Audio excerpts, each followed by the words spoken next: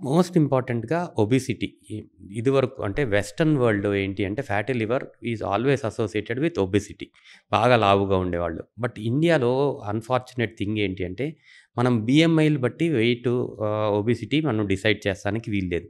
ఇండియాలో we have something called abdominal obesity. Abdominal obesity అంటే పొట్ట చుట్టుకొలత మాత్రమే ఎక్కువగా ఉంటుంది. That is why we're diabetes capital of the world. ఇండియాలో ఇన్ని ఎక్కువ డయాబెటీస్ కేసెస్ రావటానికి ఇదే మెయిన్ రీజన్. కారణం, అబ్డామినల్ ఒబెసిటీ. మనం యాజ్ ఎ హోల్ వెయిట్స్ చాలా ఎక్కువగా ఉంటాం, బిఎంఐ చాలా ఎక్కువగా ఉంటాం జరగదు. Similar thing is affecting the liver. ఇప్పుడు ఏంటి అంటే ఇదివరకు కూడా అబ్డామినల్ ఒబెసిటీ ఉంది. ఇప్పుడు ఎందుకు చూస్తున్నామంటే lot of changes in the dietary habits. మీరు చూస్తే మనం ఇప్పుడు ఇందాకేమో బయట ఫుడ్ గురించి మాట్లాడుకున్నాం. అవును. బయట food lot of abnormal oils, super saturated వాడిన ఆయిల్ మళ్ళీ మళ్ళీ వాడతాం.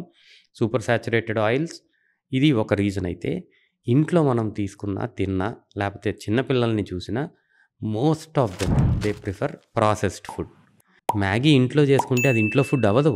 It is a ultra processed food. ఈ అన్ని packed food are ultra processed food ఇది ఎక్కువగా ఉంటుంది. ఇది కాకుండా వెస్టర్నైజ్డ్ ఫుడ్స్ మనకు బాగా అలవాటైపోయింది. చీజ్ బర్గర్సు, లేకపోతే పిజ్జాసు ఇది మాత్రమే ఫుడ్డు. మనం ఇంట్లో చేసిన పప్పు, కూర, వెజిటబుల్స్, పండ్లు ఇవి తినటమే మానేసాం. సో, ఎప్పుడైతే ఫుడ్ ఇలా కంప్లీట్‌గా మారిపోయిందో, పిల్లలు బయటికెళ్ళి ఆడుకోవటం ఎప్పుడో మానేశారు. అవును. Everybody is playing in the mobiles, phone. Video phones. So, physical activity చిన్నప్పటి నుంచినే తగ్గిపోతుంది. సో, పెద్దయిన తర్వాత most of them we have sitting jobs. So, ఒక 10% of us in the whole city maybe exercising, 90% are not doing anything. So, ఆబ్వియస్‌గా ఈ 2 reasons కలుపుతం వల్ల ఇంత ఎక్కువ లెవెల్‌లో ఫ్యాటీ లివర్ అనేది పెరిగిపోయింది.